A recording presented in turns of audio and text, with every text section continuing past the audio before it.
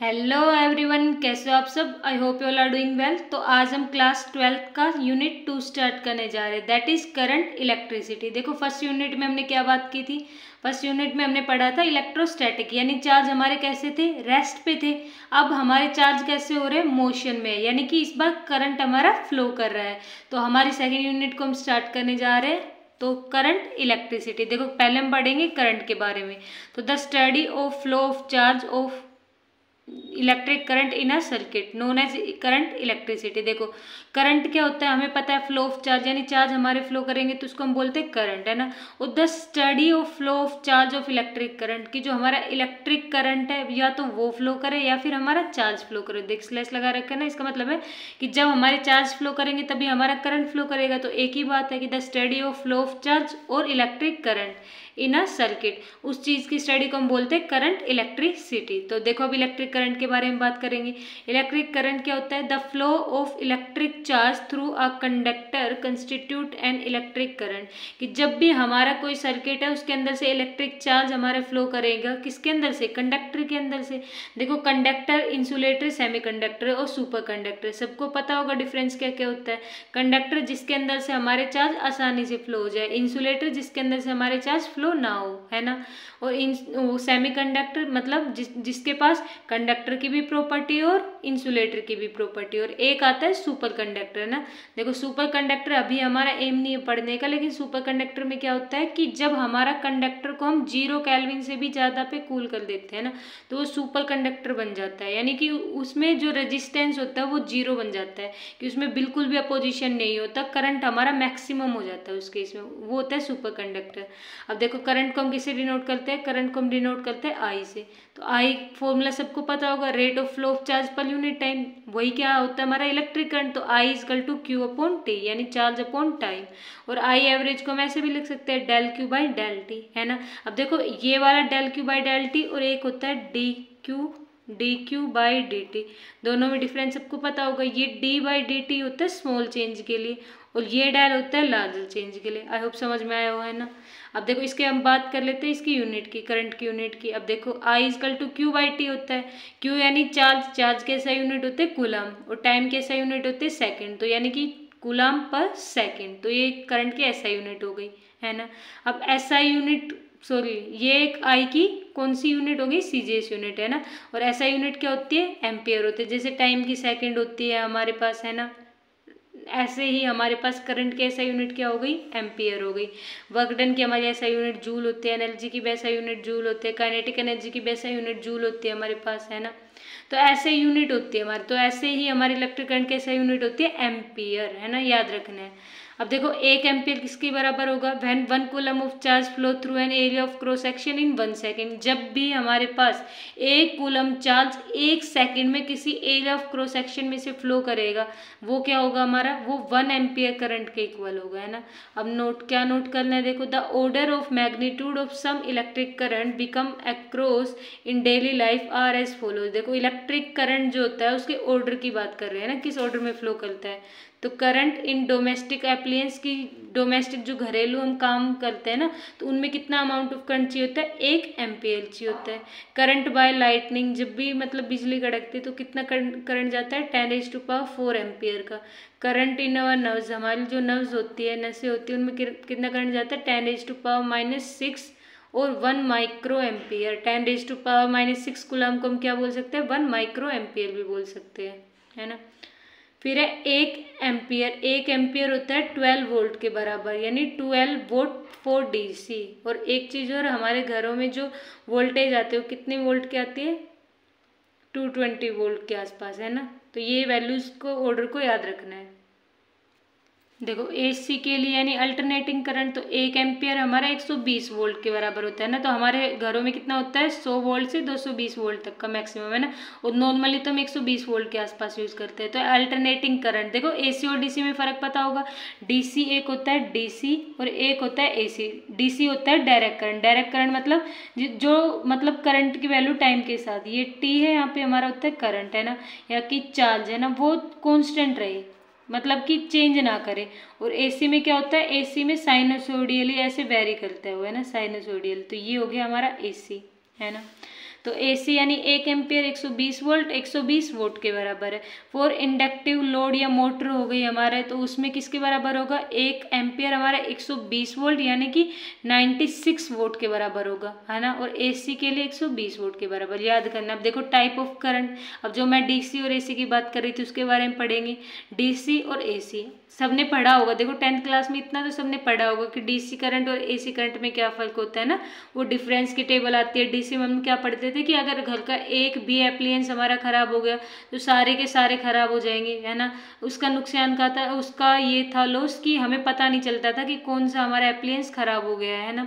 AC में क्या होता है, AC में अगर मान लो बहुत सारे हमारे कनेक्शन हो रखे हैं घर में, है ना, मान लो हमारे पास फ्रिज भी है, हमारे पास कूलर भी है, तो अगर उनमें से कोई एक चीज़ खराब हो गई तो बाकी सारी चीज़ें प्रॉपरली वर्क करेगी, केवल वही नहीं चलेगा ना, तो हमें पता चल जाएगा। तो DC AC देखो सबने पढ़ा होगा 10th में, वही है ये, है ना, वही चीज़ है। देखो DC यानी constant current, the current whose value remain same with time, वो करंट जिसकी वैल्यू क्या रहे, सेम रहे टाइम के साथ, is known as direct current, उसको हम बोलते हैं डायरेक्ट करंट, की चेंज ना करे। देखो अभी IoT का ग्राफ यही बताया था मैंने कि कांस्टेंट है ना।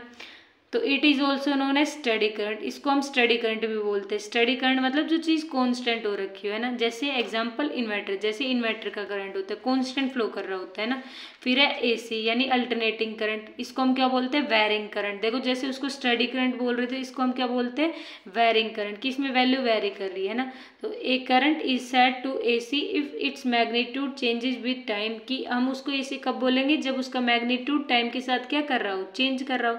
जैसे देखो मैंने लिखा हुआ है, ये I है हमारा T है ना, ये साइनोसोडियली हमारा क्या कर रहा है, ये करंट वेरी कर रहा है ना। साइनोसोडियली की एक बार मैक्सिमम पीक पर जा रहा है, एक बार -I तक जा रहा है ना, ऐसे ही हमारा वेरी कर रहा है। तो ये देखो, अब ये वेव का तो सबको पता होगा, ये क्या होता है हमारा अपर रीजन, ये होता है हमारा क्रस्ट, और डाउनवर्ड रीजन क्या होता है, ट्रफ, है ना। मैं लिख दूँ, ये होता है हमारा CREST क्रस्ट, और डाउनवर्ड रीजन होता है हमारा ट्रफ, TROUGH ट्रफ, है ना। और यही हमारा एम्पलीट्यूड होता है कि ये जो हमारी डायरेक्शन ऑफ प्रोपेगेशन है, ये वाली सेंटर वाली, इस लाइन से कितना ये मैक्सिमम डिस्प्लेस हुआ, उसी चीज़ को हम एम्पलीट्यूड बोलते हैं, सबको पता होगी ये बात, है ना। तो इट्स पोलैरिटी रिवर्स पीरियोडिकली, इसकी देखो पोलैरिटी मतलब कि इसके साइन चेंजेस हो रहे हैं, एक बार ये +I हो रहा है, एक बार -I, यानी एक बार मैक्सिमम करंट, एक बार मिनिमम करंट, तो पीरियोडिकली इसकी पोलैरिटी रिवर्स हो रही है। अब एक क्वेश्चन है कि हाउ मैनी इलेक्ट्रॉन्स पर second flow through an conductor cross section area, कि हमारे पास कितना इलेक्ट्रॉन पर सेकंड किसी कंडक्टर में से फ्लो करेगा, so that the current carries a current of 1 ampere. देखो इतना क्वेश्चन समझ में आया कि हाउ मैनी इलेक्ट्रॉन्स पर second flow through an conductor cross section area, कि इलेक्ट्रॉन कितने फ्लो करेंगे किसी क्रॉस सेक्शन एरिया में से पर सेकंड में, ताकि वो कंडक्टर क्या कैरी करे, 1 एम्पियर करंट कैरी करे। तो आगे देखो इसका solution, so that the conductor carries a current of 1 ampere, है ना। तो देखो कैसे निकालेंगे हम, हमें पता है करंट क्या होता है, चार्ज अपॉन टाइम। अब क्वांटाइजेशन ऑफ चार्ज सबने पढ़ा होगा, फर्स्ट चैप्टर में बताया था मैंने, इलेक्ट्रोस्टैटिक जो चैप्टर था उसमें मैंने 3-4 प्रॉपर्टी बताई थी ना, quantization of charge, conservation of charge, तो उसमें मैंने बताया था Q इक्वल टू +-NE।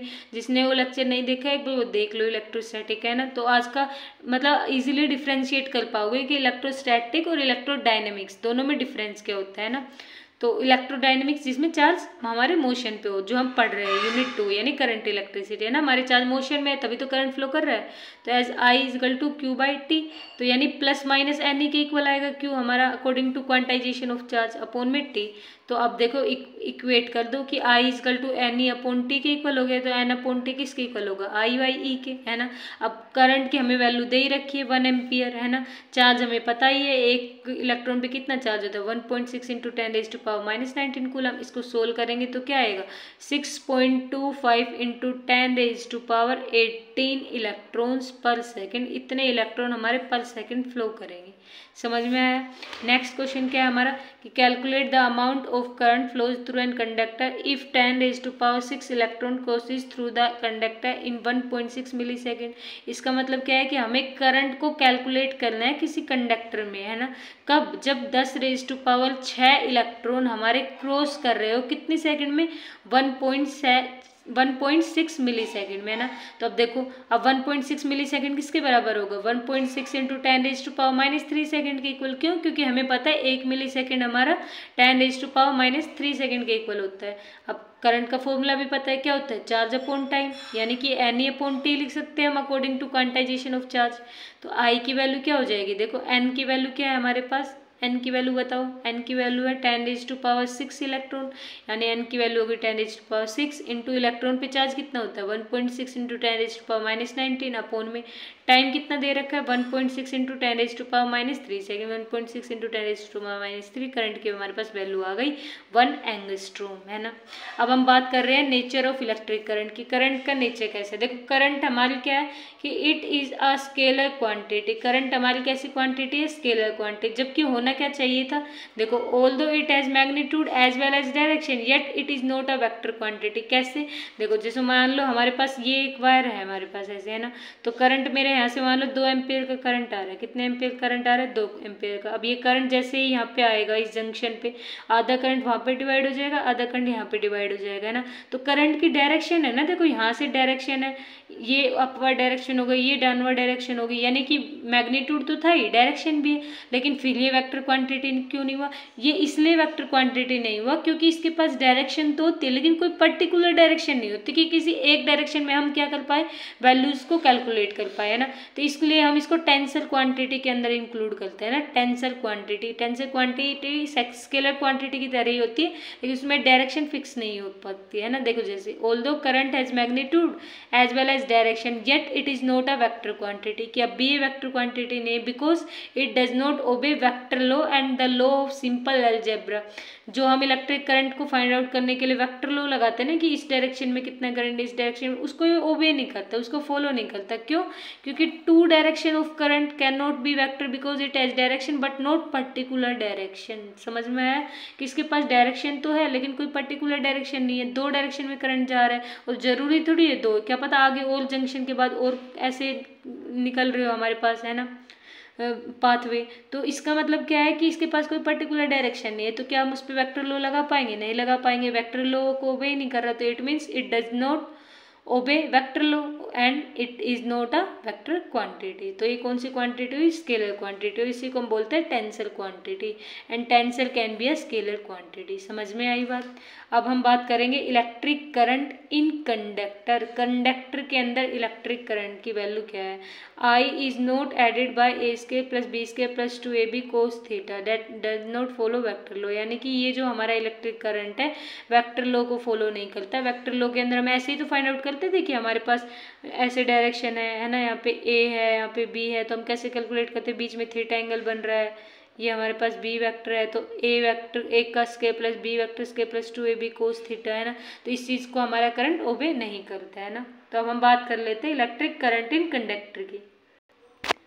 देखो इसमें क्या है कि when no electric field is applied, when no जब कोई हम इलेक्ट्रिक फील्ड अप्लाई नहीं करते, इलेक्ट्रिक फील्ड बता चुकी, सबको पता है इलेक्ट्रिक फील्ड क्या होता है, इलेक्ट्रिक फील्ड की प्रॉपर्टीज क्या होती है, इलेक्ट्रोस्टैटिक वाले चैप्टर में मैंने बोर्ड पे एक्सप्लेन किया था ना, तो एक बार वो देख लो अच्छे से समझ आ जाएगा।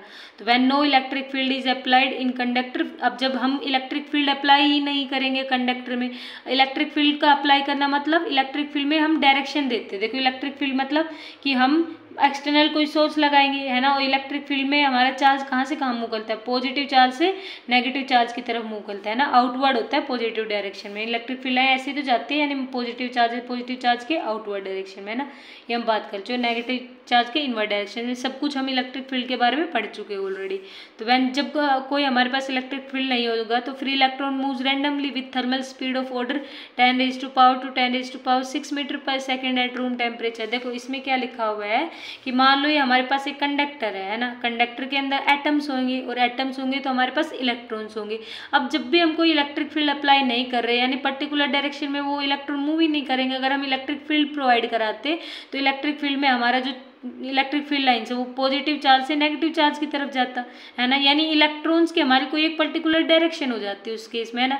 लेकिन अब जब इलेक्ट्रिक फील्ड अप्लाई नहीं कर रखा तो इलेक्ट्रॉन हमारे रैंडमली मूव करेंगे हर एक डायरेक्शन में। देखो मान लो ये इलेक्ट्रॉन था, ऐसे जा रहा है, ऐसे ऐसे ऐसे रैंडम डायरेक्शन में ये क्या कर रहा है, मूव कर रहा है ना। तो कब, क्योंकि इस मूव क्यों कर रहा है, क्योंकि इसके पास इतनी एनर्जी होती है रूम टेम्परेचर पे, इतने इसके पास थर्मल एनर्जी होती है ना, कि ये फ्रीली रैंडमली क्या कर ले, मूव कर ले कंडक्शन बैंड और वैलेंस बैंड में, है ना, मूव कर ले वैलेंस बैंड के अंदर। देखो फ्री इलेक्ट्रॉन कौन से इलेक्ट्रॉन होते हैं, जो इलेक्ट्रॉन हमारे वैलेंस बैंड में हो, है ना, सॉरी देखो ये मान लो हमारे पास क्या है, एटम है ना, ये है। तो वैलेंस इलेक्ट्रॉन कौन से होते हैं, valence electron outer most electron होते हैं ना, आउटर मोस्ट इलेक्ट्रॉन। तो देखो ये हमारे पास मान लो उसका मैंने अरेंजमेंट बता रखा है ना एटम के अंदर। तो ये देखो यहाँ पे हमारे पास क्या होता है, ये हमारे पास होता है वैलेंस बैंड, है ना। यहाँ पे हमारे पास क्या होता है, कंडक्शन बैंड, कंडक्शन बैंड। और ये बीच का हमारे पास क्या होता है, ये होता है हमारे पास एनर्जी बैंड गैप, है ना, एनर्जी बैंड गैप पढ़ा होगा सभी ने। तो हमारे पास ये वैलेंस बैंड होता है, ये कंडक्शन बैंड होता है। वैलेंस बैंड से इलेक्ट्रॉन जंप करके किस में जाते हैं, कंडक्शन बैंड में। और कंडक्शन बैंड वाले इलेक्ट्रॉन हमारे क्या करते हैं, कंडक्ट करते हैं इलेक्ट्रिसिटी को, है ना। तो रूम टेम्परेचर के पास, रूम टेम्परेचर पे इनके पास इतनी थर्मल एनर्जी होती है कि ये इलेक्ट्रॉन हमारे क्या कर ले, रैंडमली मूव कर ले, लेकिन किसके अंदर, इस कंडक्टर के अंदर ही, इस कंडक्टर से बाहर नहीं जा पाते हो। तो नेट वेलोसिटी क्या हो जाएगी उस केस में, जीरो हो जाएगी। क्यों, क्योंकि अंदर ही देखो रैंडमली मूव कर रहे हैं, रैंडम डायरेक्शन में इधर इधर। तो मान लो इधर गया तो थोड़ी देर बाद उस डायरेक्शन में जाएगा, तो टोटल जो एवरेज जो नेट वेलोसिटी निकल के आएगी वो जीरो निकल के आएगी इस केस में, है ना। तो देखो कंडक्टर क्या है, एक सॉलिड है made of atoms. In any portion of the conductor the flow of charge is so oriented that the average thermal velocity of total number of electron in a conductor is zero. कि हम किसी point पे thermal energy calculate करें तो हो सकता है वो थोड़ी बहुत निकल आए, लेकिन जब हम एवरेज की बात करेंगे यानी टोटल की बात करेंगे तो टोटल एवरेज थर्मल एनर्जी हमारी क्या निकल के आएगी, जीरो निकल के आएगी। क्यों, क्योंकि एनर्जी कोई होगी नहीं। क्यों, क्योंकि अगर मान लो इधर मूव कर रहा है थोड़ी देर बाद अदर जो अपोजिट डायरेक्शन उसमें भी मूव करेगा, क्योंकि रैंडम डायरेक्शन में मूव कर रहा है। तो नेट थर्मल एनर्जी क्या हो गई, zero. So as a result net charge amount movement at the given cross section is zero and there is no net flow of current. तो अब कोई चार्ज ही फ्लो नहीं करेगा, नो नेट चार्ज फ्लो होगा, है ना। कोई चार्ज मूवमेंट ही नहीं होगी, कोई चार्ज ही नहीं है, तो करंट भी क्या होगा हमारा, जीरो होगा। क्यों, क्योंकि इलेक्ट्रिक करंट क्या होता है, flow of charge per unit time. तो I is equal to zero, so Q is equal to zero, है ना, यानी चार्ज हमारे क्या है, जीरो है इस केस में। नेक्स्ट है कि जब हम इलेक्ट्रिक फील्ड अप्लाई कर दे, देखो इलेक्ट्रिक फील्ड नहीं अप्लाई किया था तब तो हमारा करंट की वैल्यू क्या थी, जीरो थी, क्योंकि जो हमारे नेट जो इलेक्ट्रॉन का मोशन था वो एक दूसरे को कैंसिल आउट कर रहा था। तो नेट जो हमारी वैल्यू निकल के आ रही थी, कितनी आ रही थी, जीरो। देखो अब हम बात कर रहे हैं कि जब हम इलेक्ट्रिक फील्ड को अप्लाई कर दे कंडक्टर पे, ना, मान लो ये हमारे पास कंडक्टर है, मैंने क्या कर दिया, इस पे इलेक्ट्रिक फील्ड अप्लाई कर दिया। अब इलेक्ट्रिक फील्ड अप्लाई करने के बाद जो इलेक्ट्रिक फील्ड लाइन्स हमारी देखो पॉजिटिव चार्ज से नेगेटिव चार्ज की तरफ, है ना, देखो ऐसे जा रही है, समझ में आई बात। अब मान लो ये मेरे पास इलेक्ट्रॉन है ना, इलेक्ट्रॉन। अब ये क्या है मेरे पास, पॉजिटिव, ये क्या है मेरे पास, नेगेटिव। तो इलेक्ट्रॉन नेगेटिव से पॉजिटिव की तरफ मूव करेगा, यानी इलेक्ट्रॉन मेरे यहाँ पे था, ऐसे ये मूव कर रहा है ना। किस वेलोसिटी से मूव कर रहा है, वी डी वेलोसिटी से। इस वी डी वेलोसिटी को हम बोलते हैं ड्रिफ्ट वेलोसिटी। इसके बारे में डिटेल में हम बात करेंगे, ड्रिफ्ट वेलोसिटी, इसकी वैल्यू भी कैलकुलेट करेंगे हम, है ना। तो अभी के लिए समझ लो कि इलेक्ट्रॉन हमारा इस कंडक्टर के अंदर जब हम एक्सटर्नल इलेक्ट्रिक फील्ड अप्लाई कर दे तो किस वेलोसिटी से मूव करता है, ड्रिफ्ट वेलोसिटी से मूव करता है ना। अब देखो ये इलेक्ट्रॉन था, ये नेगेटिव चार्ज था, इन दोनों के बीच में कैसा फोर्स लग रही होगी, रिपल्सिव फोर्स लग रही है। तो इलेक्ट्रॉन कहाँ जाने की कोशिश करेगा, पॉजिटिव चार्ज की तरफ, है ना। ये भी बताया था मैंने कि हमारे opposite charge always attract each other and same charge always repel each other. ये किस में बताया था, इलेक्ट्रोस्टैटिक वाले चैप्टर में। वो पूरा चैप्टर मैंने बोर्ड पे एक्सप्लेन किया था प्रॉपर, है ना। तो देखो when an electric field is applied across the conductor the free electron accelerate in direction of opposite to the applied field। कि जो हमारे इलेक्ट्रॉन फ्री इलेक्ट्रॉन थे अभी, अब जैसे ही मैंने एक्सटर्नल इलेक्ट्रिक फील्ड अप्लाई किया वो फ्री इलेक्ट्रॉन मेरे किस डायरेक्शन में मूव किए, जिस डायरेक्शन में मैंने इलेक्ट्रिक फील्ड अप्लाई किया था उससे अपोजिट डायरेक्शन में। यानी कि इलेक्ट्रॉन को क्या मिल गई, एक डायरेक्शन मिल गई, और एक पर्टिकुलर डायरेक्शन में इलेक्ट्रॉन मूव करेंगे, यानी कि क्या फ्लो करेगा, वहाँ से इलेक्ट्रिक करंट फ्लो करेगा, है ना। तो देखो as a net result the electron require a small velocity V D in the direction of opposite the applied electric field. कि अब इलेक्ट्रॉन क्या होगा, अब देखो जैसे ही इलेक्ट्रॉन पे फोर्स लगेगी, रिपल्सिव फोर्स, अभी बताया था कैसे लगेगी रिपल्सिव फोर्स, क्योंकि उधर की साइड नेगेटिव चार्ज था, उधर इलेक्ट्रॉन था, तो रिपल्सिव फोर्स, तो इलेक्ट्रॉन किसकी तरफ मूव करेंगे, पॉजिटिव चार्ज की तरफ मूव करेंगे। तो यानी कुछ ना कुछ वेलोसिटी भी होगी उनके पास, उस वेलोसिटी को हम क्या बोल रहे हैं, स्मॉल वेलोसिटी को हम बोल रहे हैं drift velocity. So the flow of electron with drift velocity from one end to another end of the conductor constitute an electric current. तो इसका इसका मतलब क्या हुआ, इसका मतलब ये हुआ कि जब भी हम एक्सटर्नल इलेक्ट्रिक फील्ड अप्लाई कर देंगे तो हमारे फ्री इलेक्ट्रॉन अब किसी पर्टिकुलर डायरेक्शन में मूव करेंगे, यानी कि करंट हमारा फ्लो होने लग जाएगा उस केस में, है ना। तो ये दोनों डिफरेंस है इलेक्ट्रिक फील्ड अप्लाई करने की, इलेक्ट्रिक फील्ड नहीं अप्लाई करने के, ना। नेक्स्ट लेक्चर में हम बात करेंगे करंट कैरियर्स की, उसके बाद हम ड्रिफ्ट वेलोसिटी की बात करेंगे, ना। आज का लेक्चर हमारा बेसिक लेक्चर था। आई होप आप सभी को समझ आया होगा। So please share and subscribe my channel. Thank you for watching my videos.